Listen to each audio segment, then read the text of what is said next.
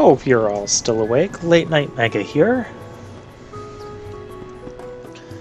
And we are moving on to the Silica Wood.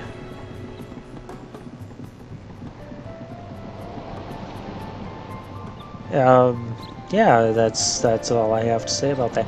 I like the music in the background here. I mean, it's not like super catchy or anything, but it's very well composed and really fits the atmosphere of the place very well. Alright, so Electric Horse, this is what we're going to try and do today. Oh, we're definitely going to be able to do this today.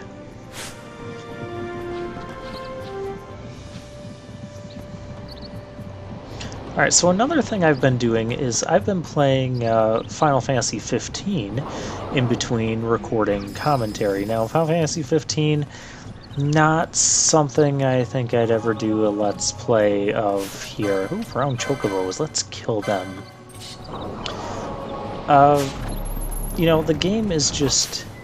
it is very open world and massive. I mean, this kind of is, but 12...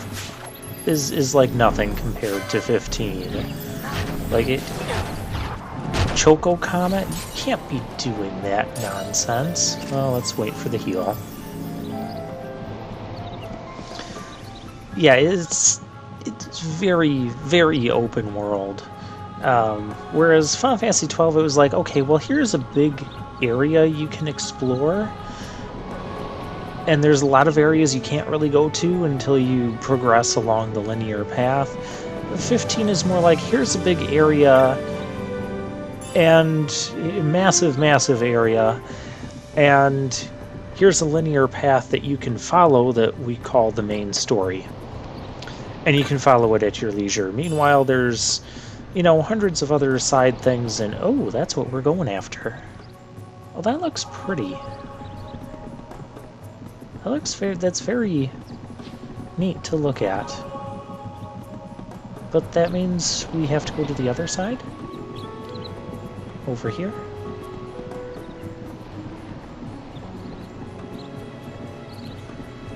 Ah, there's our horsey friend. A trap. Should I trigger the trap? No, I think we're far enough away from it. It's Bragi. Yeah, I still can't pronounce it. The vowels are too clumped together. Ooh. Oh, we're doing a lot of damage to the thing. I mean, I don't know if he's really weak to ice or not. Oh, invert is mean. Oh, quick, Pinello, cast balance. It'll do less damage than what you're doing right now. Okay, don't do that. Immune? Why is it immune to magic? That doesn't make sense. Am I like just I think I'm just realizing it's immune to magic. So maybe it's immune to Tribile. No, it's immune to it made itself immune to magic. I didn't even realize it did that. That's not who I wanted to swap out.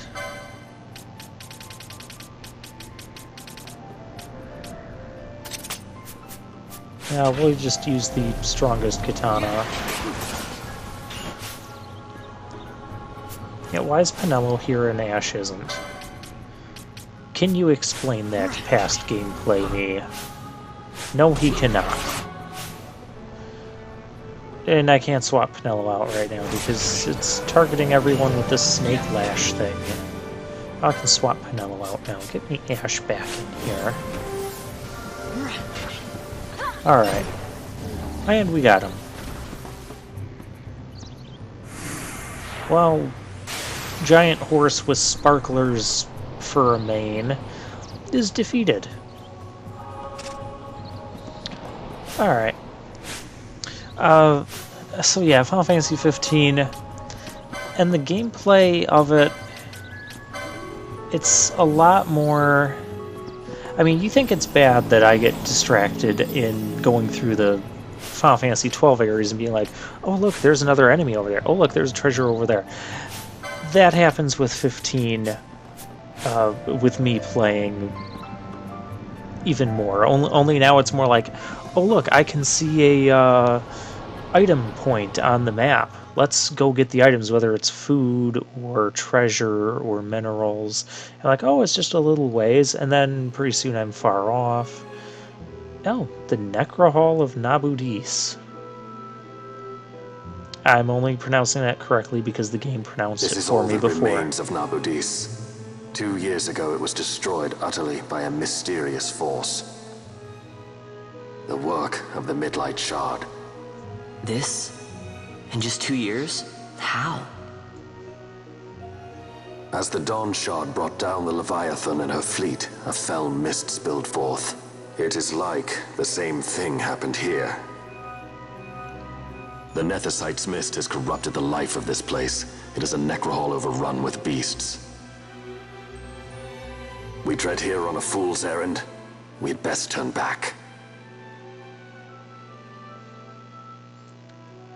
Yeah, I don't think we're supposed to be here yet anyways, but... Is it revenge that you desire? We triggered a cutscene. Yes or no? Not this way lies the capital. Well, I didn't know that, Fran. I found a path and I walked in. Beyond the Fawn Coast and Sita Uplands. Okay, that last thing I'm not going to pronounce correctly. Lots of traps. And you can see the heavy mist flowing through this place. I got a feeling there's going to be an Esper there. But we're not doing that. I mean, they just warned us that it's too strong and dangerous for us. So I'm going to take their word for it. Yeah, Final Fantasy 15. So you run into groups of monsters, kind of like this, only there tend to be a lot more monsters that come in a group, and you have 4 characters at a time, and it's just kind of a wild, chaotic free-for-all until everything dies. I mean, I guess it's okay. There's a lot more action-oriented. There's some button commands you can do to do a couple special moves. It's nothing complicated. There's like dodge moves. Like if you press a square button at a certain time, you can dodge the enemy's attack, and you'll see the prompt on screen to do that. It's okay. It's not really my style. Final Fantasy 12 here is kind of like just barely my style with its combat system. It's very tolerable because I can open up the menu and I enter commands and I watch the characters do them. That's kind of what I expect from an RPG. Not my favorite thing about Final Fantasy 15. And it just seems like there's always side quests to do. Like you never run out. And for me, that's not really a good thing because I like to have my quest list being cleared, but every time I try to, I'm only up to chapter 2, by the way. In fact, I just got through the first official dungeon, which, yeah, the first dungeon was kind of like this area here. Only it was super dark, and you have auto flashlights, and it was super dark, and it was like very mazy. And the mini map we have shows even less than the mini map here. And I don't know, maybe I'm wrong, but I don't know how to get a full map on the screen. You see how I have the full map on the screen, kind of just overlapping the main action there, but so you can still view like everything that's going on, and you can see where you are on the grand scale of the map. The dungeon itself, it wasn't super mazy, but there was a lot of like randomly locked doors, and then I would go somewhere and then I might trigger a scene, and then that somehow unlocks 1 or 2 of the doors, and I don't know, it didn't feel consistent on what doors were being unlocked and which weren't.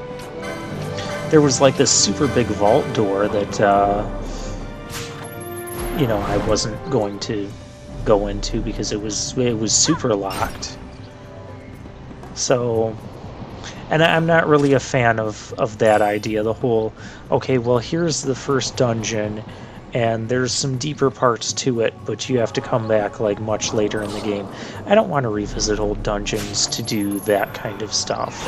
You know, if you want us to get stuff later in the game, just put it someplace else. You know, keep the dungeon... I prefer to have the dungeons be fully accessible when you first go in there. Like, you go through a dungeon, and that's it.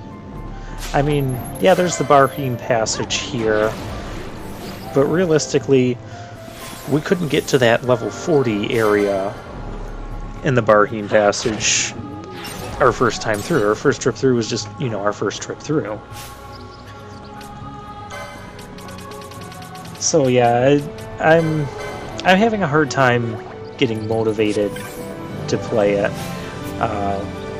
You know, I'm trying to give it a fair shot. Once I start playing it, I can keep myself busy with side quests a lot, but I don't want to play a game just to do the side quests, and I'm not enjoying the main story right now either.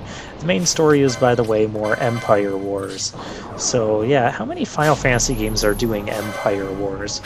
Let's see, Final Fantasy XII was all about Empire Wars, Vayne Solidor, and the Arcadian Empire versus Al Cid, the hairy-chested guy from the Rosarian Empire, and a pending war, or war that's kind of happening, and all that. Final Fantasy IV, you had Empire Wars. At least it started out that way. And Final Fantasy IX as well, and then you had the sorcerer that came in, and then they kind of became the center of attention. That was the same for both 4 and 9. It was based on Empire, one kingdom trying to, you know, wage war and take over the rest, or gather all the crystals. Final Fantasy VI, well, at least the first half of it. Empire Wars. Yes, the evil empire returned again. Final Fantasy II, that was all about the evil empire. Yeah, it feels like in half the games they're doing this evil empire thing.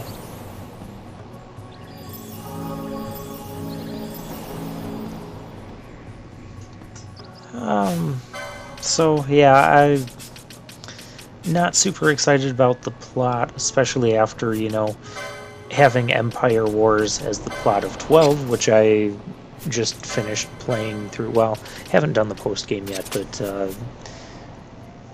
I'm currently doing commentary for, and currently also playing a game that's about Empire Wars. So I don't know, it just feels like that happens a lot in these RPGs.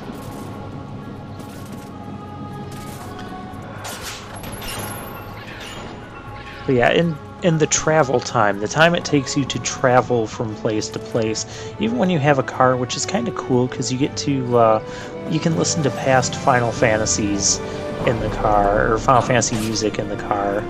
Some of them you have to buy, but I've got like Final Fantasy 1, 2, 7, and 8 soundtracks. I don't know where to buy the rest.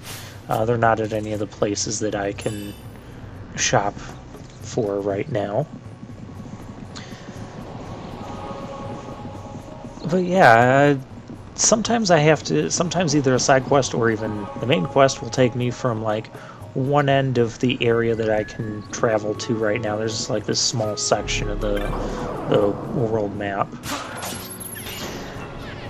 all the way up to like from the northern point to the southern point, and you have to travel by car. And the car basically drives itself as long as it doesn't drive itself. One of your other characters will auto-drive it for you. I mean, it's not even that interesting. You can't really go off-roading with it or anything super crazy. You can smash into other oncoming cars whenever you find them. They're pretty rare. doing that actually causes damage to your car, and it actually looks all damaged and beat up, and the windshield is cracked. Yeah, that's a thing you can do. A really silly thing happened in the opening scene. Your car breaks down and you have to push it along, and the four characters are talking to each other. This is my basically review of Final Fantasy 15, by the way. This is what I'm going to do for this part. I told you we'd have other topics to discuss, but so yeah, we're pushing the car along, and I'm like, well, I'm going to push it into the oncoming lane, because I see this big truck coming up. So push it into the oncoming lane, and I actually ram into the other car. Of course, the other car like slows down and kind of stops, but we have a bump. And oh, hey, the urn. The urn did it to me. Oh my gosh, again. We found the map of the Silica Wood after we've already explored almost the entire thing. Yay! So anyways, I bumped into this car head on, and like the intro credits are still rolling and all this while you're pushing the car, and then I'm like, okay, well, what happens now? And I just keep trying to push forward, and the other vehicle backs up, and it tries to go around, and I'm like, no, not so fast, and then I push my car back over to the right and collide with the car again. I'm like, oh, well, this is kind of realistic. And then the other truck that I got in a collision with, it just like completely vanished. It disintegrated, along with the people in it. Just like disappeared. There's so much for realism, but I got a kick out of that. That's one of the only things I got a kick out of. One of the things I do like about the game is that the four characters, Prince Noctis and his few friends, Prompto, Ignis, and Gladius, you know, the game kind of tells you that they're like four best friends, and the way they talk to each other, it really does feel that way. You know, they're constantly going, oh, well, who's gonna watch what you're buying here, or don't do anything too reckless. You know, they'll give out phrases that you know, just makes it sound like they're four best friends on a road trip together. And if that's the feel that they were going for, then they did a really good job with that. Okay, so we got to talk to this Moogle boss here. So once we talk to the Moogle boss, then we can go back through the Silica Wood, and because it opens up this Moogle hunting quest. Well, not so much hunting. We're not killing anything besides the monsters. But now we have to go back through, and fortunately, and I really like this because I was about ready to put the controller down and take a break from this game after this. But they mark all the locations of the Moogles on the map. You can see them there with the exclamation point. So I'm like, okay, this might not be so bad. So if we don't get them all in this part, I'll do the rest off screen. Oh, hi there. So basically what happens, you talk to one of these guys, they're all going to really say the same thing. We're here working on the gate up ahead, except for taking a break. Oh, the boss wants us. Uh-oh, Kapu. We better get going, Kapu. Kupo. I like Kupo better. Alright, and we can check the forest bungalow when there's no one in it, but there's no one in it, and you can't even walk in it. So that actually got us 2 of the Moogles, so yeah, there's probably a group of 3 somewhere. Oh well, we'll just go to all of the locations. Wow, we have quite a chain going with those pumpkin heads. Ooh, a Banga. Why is he here? Oh, who is he? I think we ran into him before. So yeah, Final Fantasy 15.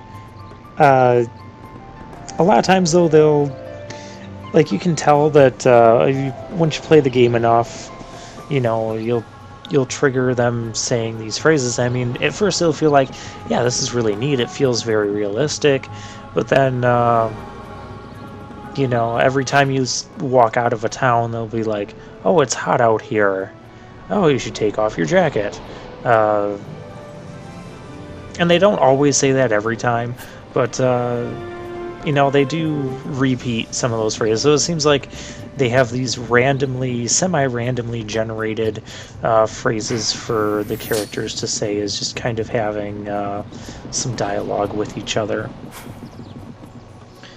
The music, other than the music when you're traveling in a car, when you're in a battle, there's battle music, so that's good. Other than that, there's not much to the music when you're just walking around in the overworld. And I don't know, maybe it just makes it seem like it takes longer. Sometimes I feel that it takes way too long just driving in the car. Sometimes you're in the car 2 to 5 minutes, depending on how far you have to go. But it's just... And there's a lot of like back and forth stuff you have to do with the car as well to travel to places. And it's much easier to travel by car than it is just to do everything on foot. So yeah, if you try that, you'll be spending hours getting to a place that a car gets you to in a few minutes. Kind of like real life. So I guess it's realistic in that aspect, but I don't want massive overworld traveling with tons and tons of space and lots of nice looking scenery. Scenery looks nice, I'll give it that. But you're like, oh, hey, here's some broken down buildings and stuff up ahead, or here's like some remains of an oil plant or whatever, and it looks really cool. And you go over and you explore it, and there's like nothing there. Or maybe you'll find like one potion or something. It's just like there's a lot of stuff there to look at, but there's not a lot of substance behind it. That's what I'm trying to say. And yeah, I just can't see myself doing a Let's Play of that game on here. I can't see myself... I'm not even sure if I'm going to be able to bring myself to complete the game. The fact that I feel like I almost have to force myself to play it instead of something else makes me not want to play it. And we found all the Moogles on this part, so unfortunately once you find the last group, you automatically get cutscene warped back to here, where they automatically have finished. That was a really impressive opening to a gate. Why is this here? Like, what is the purpose for such an elaborate gate? Oh, we got a sash. Are you guys gonna give me stuff?